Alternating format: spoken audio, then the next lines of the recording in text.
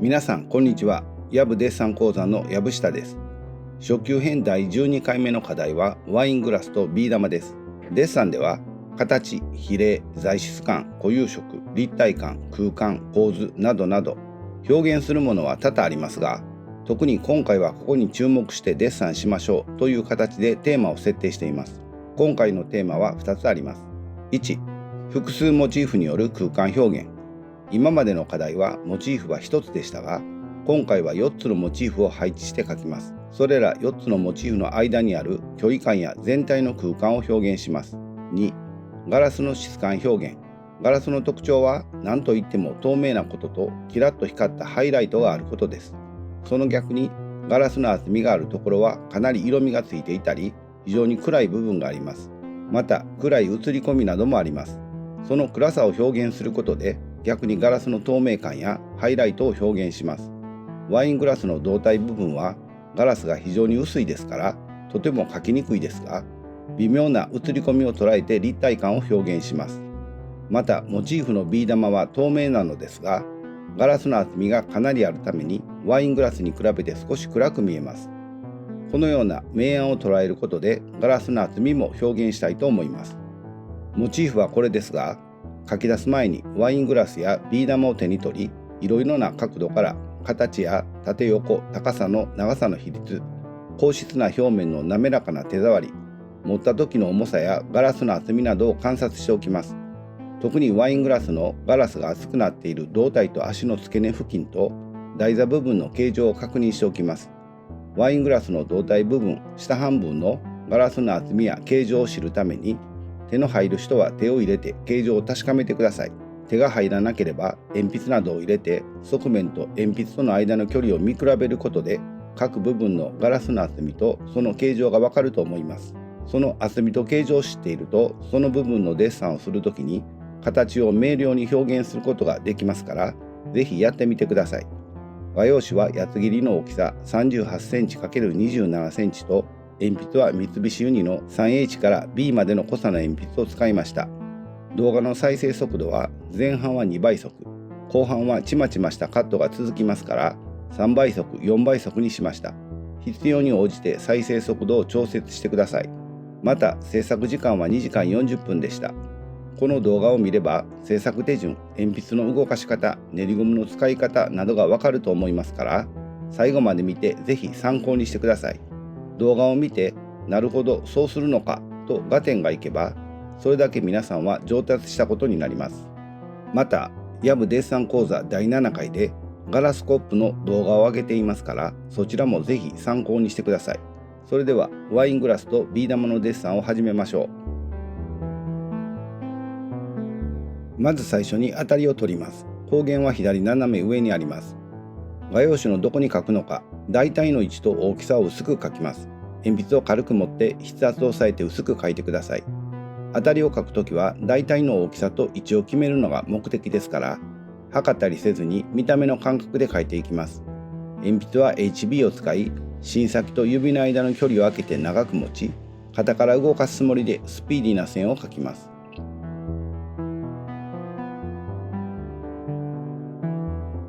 このように当たりの線は間違っていても、その都度消しゴムで消すのではなく、どんどん上から描いていきます。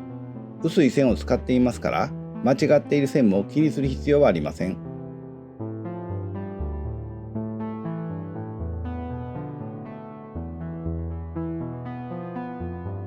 今回はモチーフが4つありますから、構図について少しお話をしておきます。あくまでも藪下の考え方ですから、参考程度に聞いておいてください。いつも通りワイングラスの影のできる側と下側の空間を反対側よりも広く取るのは同じことです。それに加えてビー玉が3個ありますから、バランスを考えてそれぞれの位置を決めます。その位置を決めるときに藪下が特に注意するのは、各モチーフのポイントになる形が同じ水平線、垂直線上に乗らないように注意します。各モチーフのポイントになる形は赤点を打った部分です。ワイングラスは飲み口と台座の楕円を描くときの縦横の中心になる起点の4点と、胴体部分の最大幅を表す2点です。またビー玉は円を描くときの縦横の中心になる起点の4点とビー玉の中心点です。これらのポイントになる形が同じ水平線、垂直線の上に来ると、人間の目はどうしてもそれらを直線で結んでしまい、そこに実在しない線を想像して画面を分断して感じてしまいます。例えばこの図を見てください。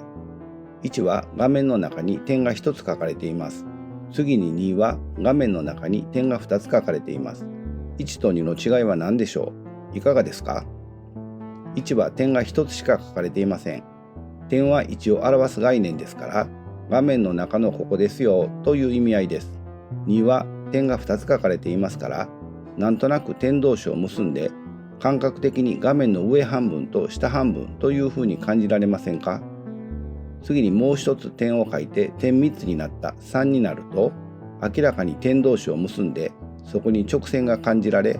その直線が画面を分断しているように見えますが、皆さんにはいかがですか？基礎デッサンの間は画面に予期しない分断線を生じさせないためにも、これらに注意した方がいいかなと思います。もっとも作品としての表現になれば話は別で、あえてこの分断線を使って構図を組むなんていうことも十分にありです。それでは形を描いていきましょう。まずワイングラスの高さを決めます。次にワイングラスの横幅を決めます。測り棒を使って縦横の比率を測っています。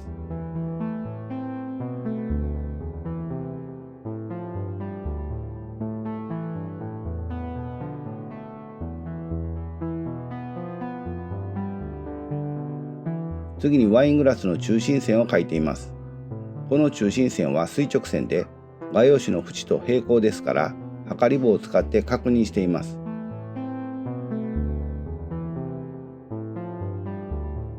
ワイングラスの胴体部分と足の付け根から下の長さの比率を確かめています。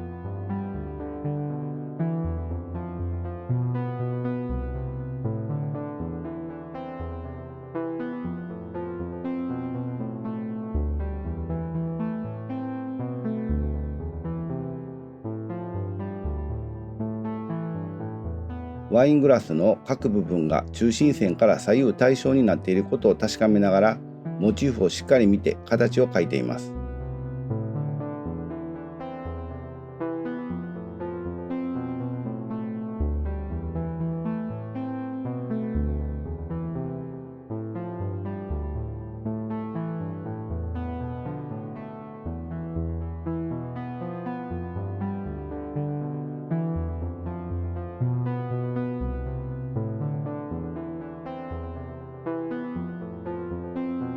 そこの楕円を描くための起点の4点を決め、楕円を描きます。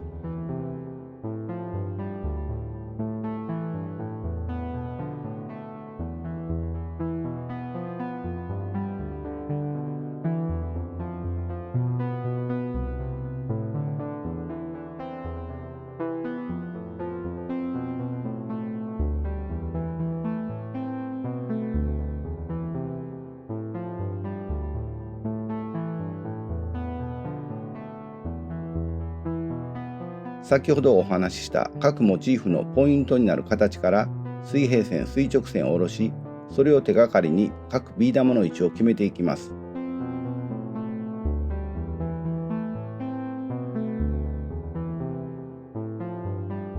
不要な線は消してもう一度形を確定していきます。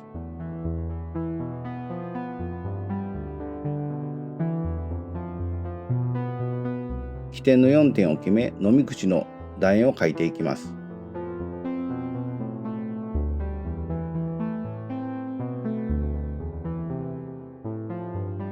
中心線から各部の形が対称になっていることを確認しながら要所の形を書き起こしていきます。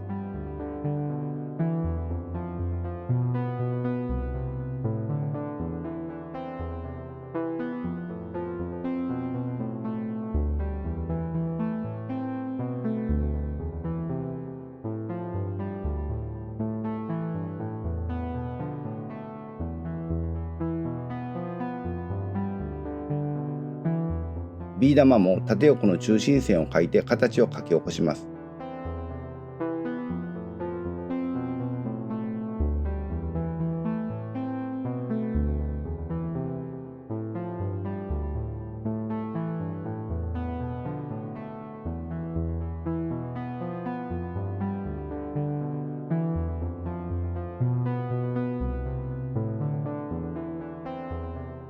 これで形は完成です。最後に不要な線は消しゴムで消し、濃くなりすぎた線は練りゴムで薄くして、消しカスは跳ねぼうきで払っておきます。形が描けたら明暗を描いていきますが、どこから光が来ているのか光源の位置を確認しておきます。最初にワイングラスの縦方向の曲面を表す縦線から描いています。この線はワイングラスを中心を通る垂直面で切った時の断面の形状です。ガラスは透明でどう描けばよいのか迷うかもしれませんが、ガラスのキラッと光っているところ、ハイライトだけが画用紙の白さになりますから、それ以外は全て鉛筆で描いていきます。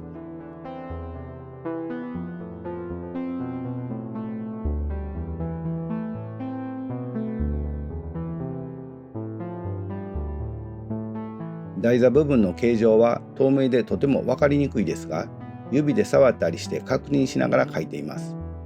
このように線は素早く引き、往復させないように一方通行の線で描きます。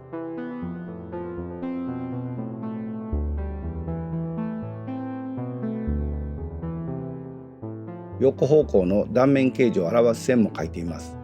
この辺りは紙コップの書き出しと同じことです。輪郭線付近は面が後ろに回り込むような曲線を描いています。透明なワイングラスですけれども、円筒形の形はしっかり存在しますから、それを表す線を描いています。ワイングラスの胴体部分は明暗の差はほとんど感じられませんから、左右の輪郭線付近にある映り込みなどを積極的に描いていきます。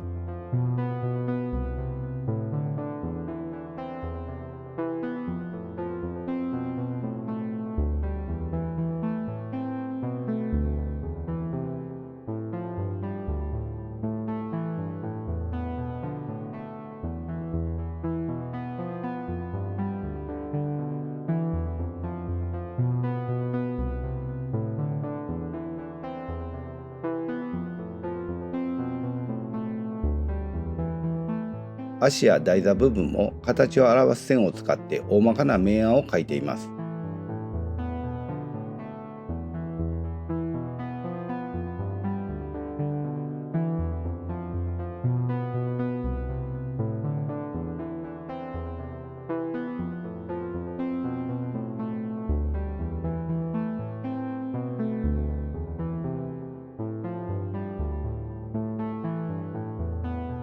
ビー玉も映り込みを活用しながら大まかな明暗を描いています。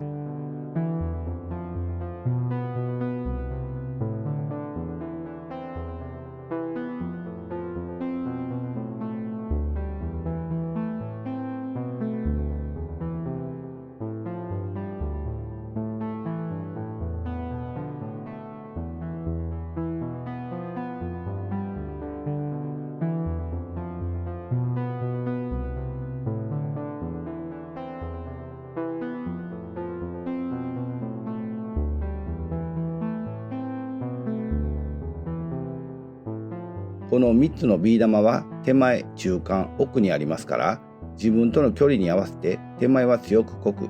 奥に行くほど弱く薄く描いておきます。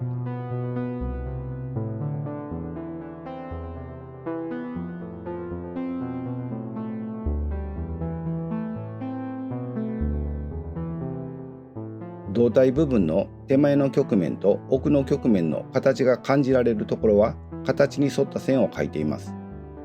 薄い透明なガラスではっきり見えているわけではありませんが、自分の感覚を信じて形を判断します。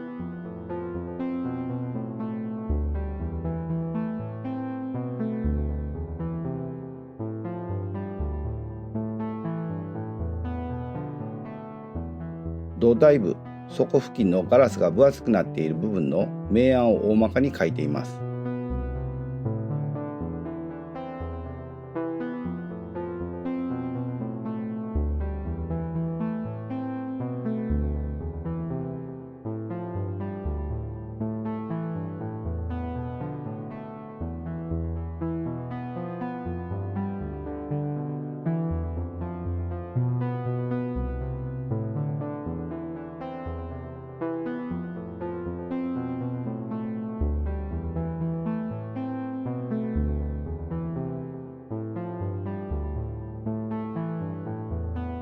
台座付近の大まかな明暗も描いていきますが、特に暗く見える部分はアクセント的に暗さを書き込むことで周辺部分のデッサンがしやすくなります。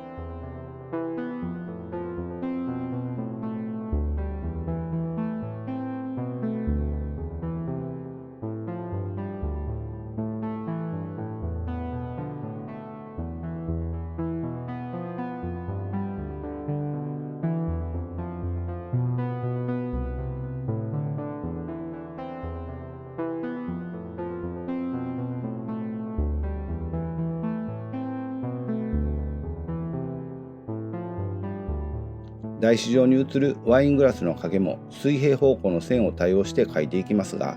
薄い鉛筆を使って最初は大雑把に描いておきます。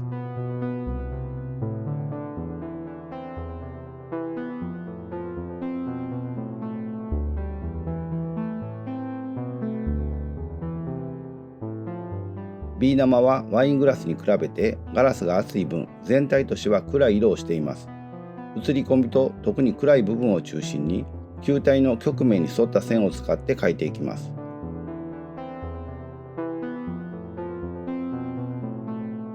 ビー玉の影も大雑把な明暗を描いておきます。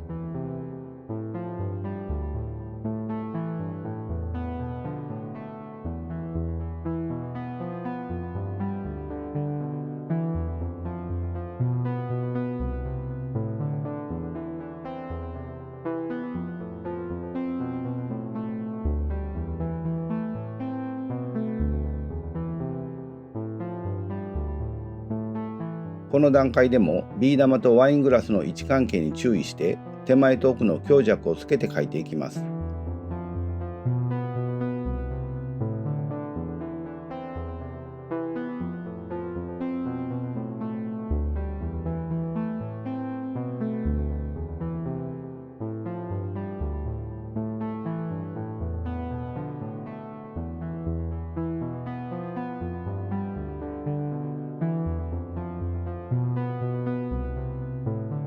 胴体部分の映り込みを書き込んでいきます。常に曲面を意識して H の鉛筆で強くなりすぎないように注意して書いています。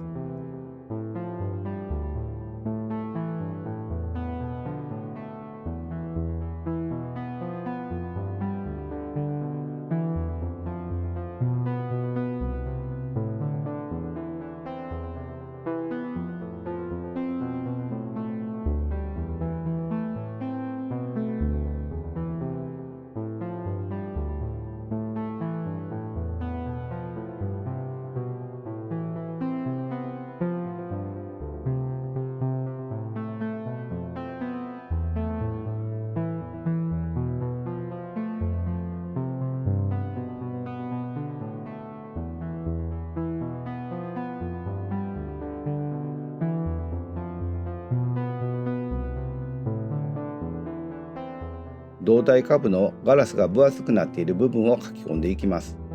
明暗をしっかり見定めながら特に暗くなっている部分を書いていきます。全体として左半分の方が右半分よりも暗い部分が多いです。また形が感じられる部分はしっかり形を表す線を入れています。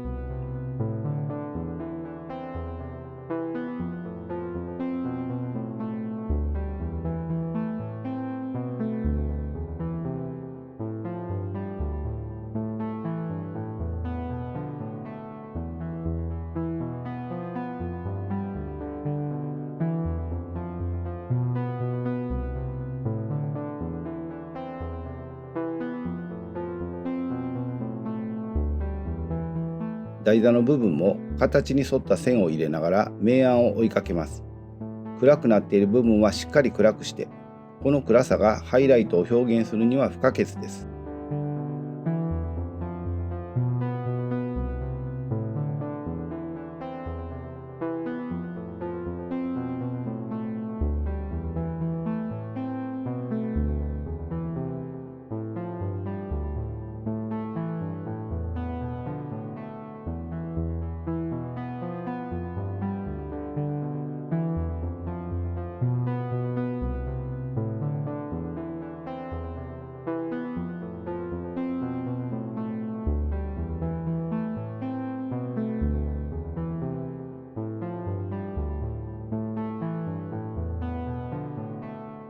台座のガラスの厚みによる明暗の変化も暗い部分を中心に描いています。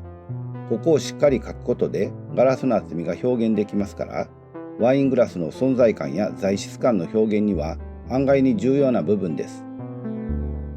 台座の右下にできる強い影もガラスの表現には不可欠ですから、見落とさないように観察します。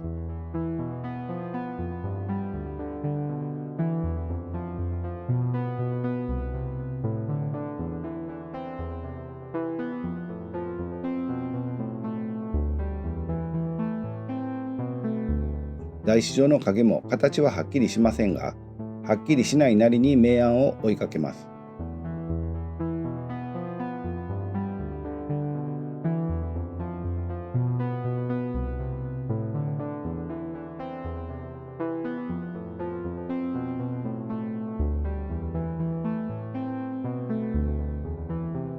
ビー玉も全体の明暗に注意しながら、映り込みと暗い部分を中心に書き込んでいきます。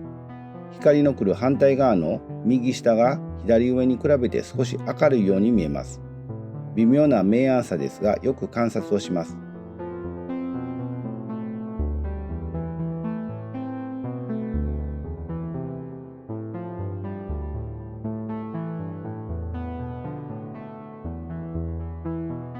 ビー玉の影はレンズ効果で非常に暗い部分と非常に明るい部分があります。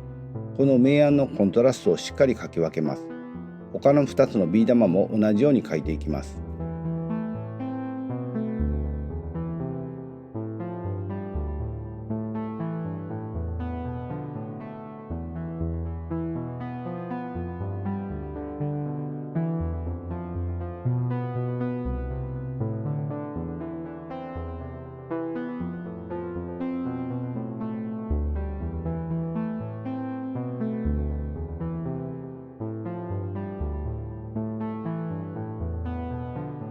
3つのビー玉とその影の明暗の違いを見比べます。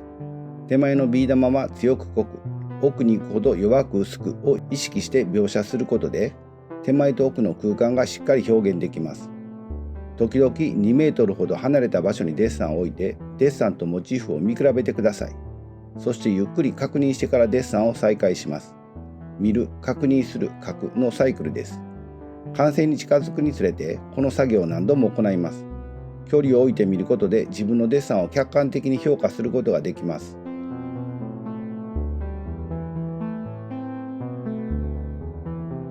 ここから細かいカットが続きますから、再生速度は4倍速にしました。形を表す線や映り込みをより細かく書き込んでいきます。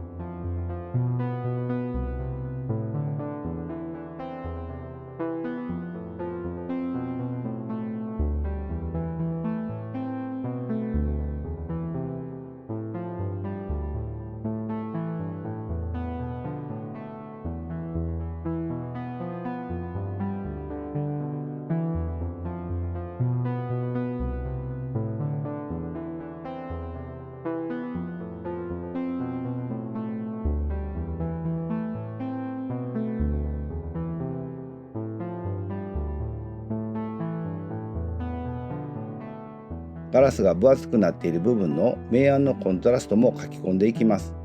小さな書き込みになりますが、ガラスの質感表現には不可欠な部分ですから、しっかり観察して根気よく書く以外にはない部分です。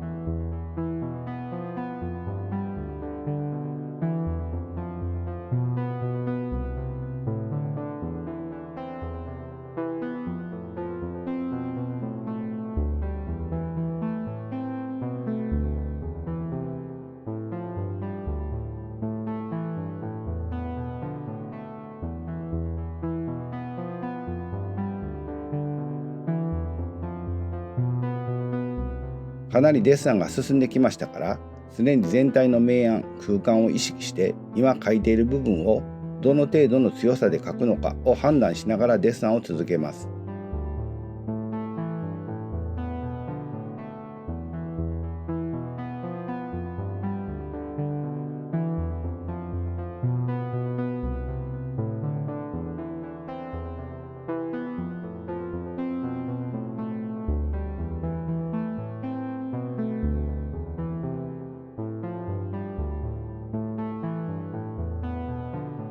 ハイライトやぼーっと明るくなっている部分を消しゴムや練りゴムで明るくしています。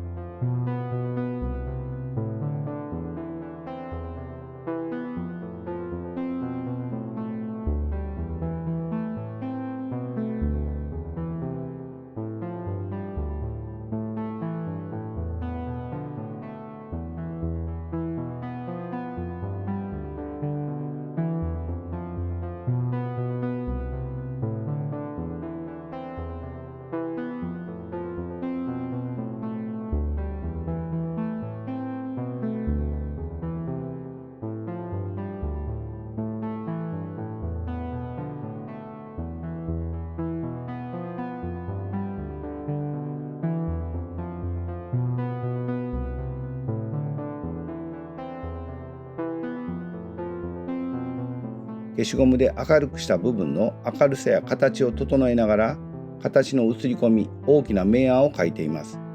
胴体部分の大きな円柱形の形が消えないように注意します。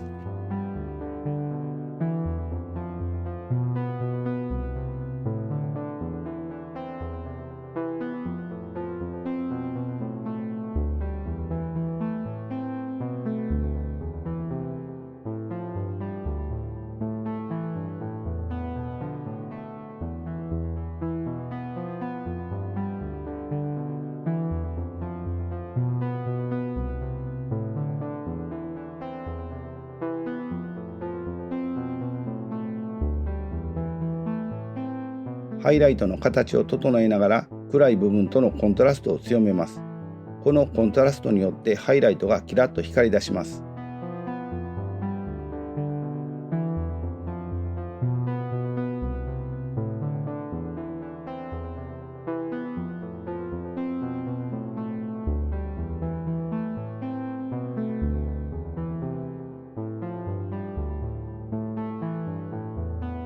ガラスが分厚くなっている部分のこれらの暗さも同じ色にならないように色の違いをデッサンします。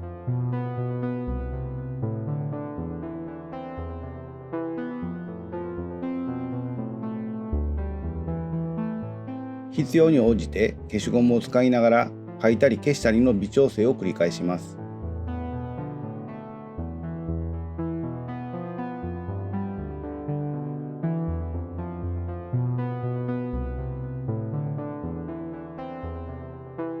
台紙上の影は微妙な明暗の変化もありますから、しっかり観察して書き込んでいきます。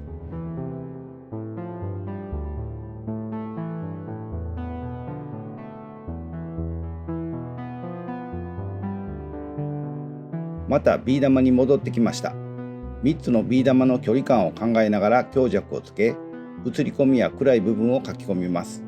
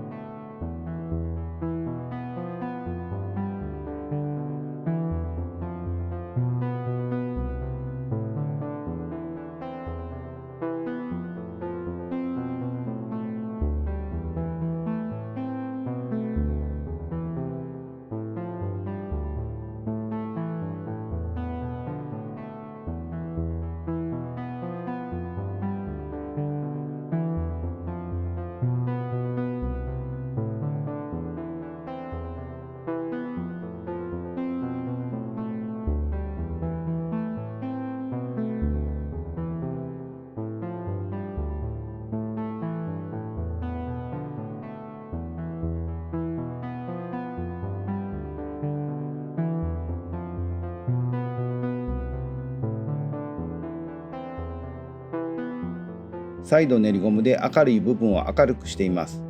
練りゴムの先端を尖らしてしっかり明るくしたり、さするように使って少し明るくしたりと、練りゴムでデッサンをするつもりで描いていきます。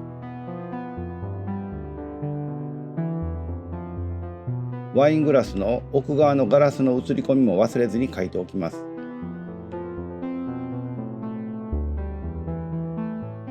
デッサンが完成に近づいてきましたから、最後の微調整です。全体の空間における各モチーフの強弱を常に意識して最後の書き込みです。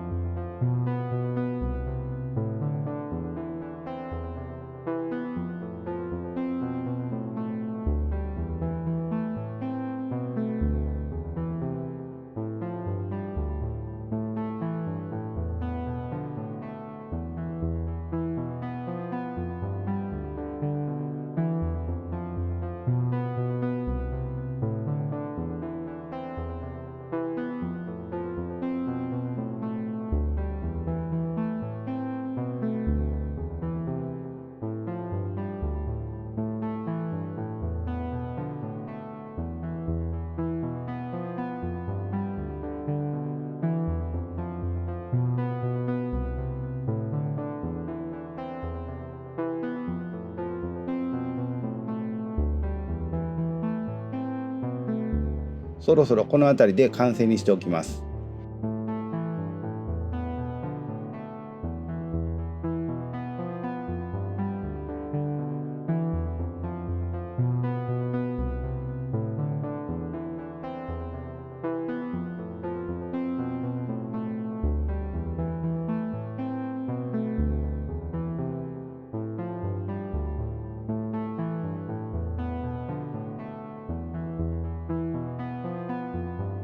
はい、皆さんいかがでしたか？ガラスのモチーフはやっぱりキラッと光ってくれると嬉しいものですね。初心者の間はなかなかこの透明なモチーフは描きにくいかもしれませんが、キラッと光っているハイライトだけが画用紙の白さで、他の部分には全て鉛筆が入るんやと考えると描きやすくなると思います。多少黒くなっても練りゴムで薄くすればしまいの話ですから、どんどん描き込んでいってください。ただガラスのモチーフは透明感や映り込みがありますから、気を抜くと形に対する意識が弱くなります。常にモチーフの形状を意識して立体感が損なわれないように描いていくことが重要です。皆さんはこの動画を最後までご覧になったので、制作手順、鉛筆の動かし方、練りゴムの使い方などがなんとなく分かってもらえたと思います。デッサン上達の近道は、多少の理屈を理解して目で見てデッサンのやり方を覚えてしまい、自分で実際にデッサンをして理解をしっかりしたものにすることです。今度は皆さんがワイングラスとビー玉をキラッと光らせてみてください。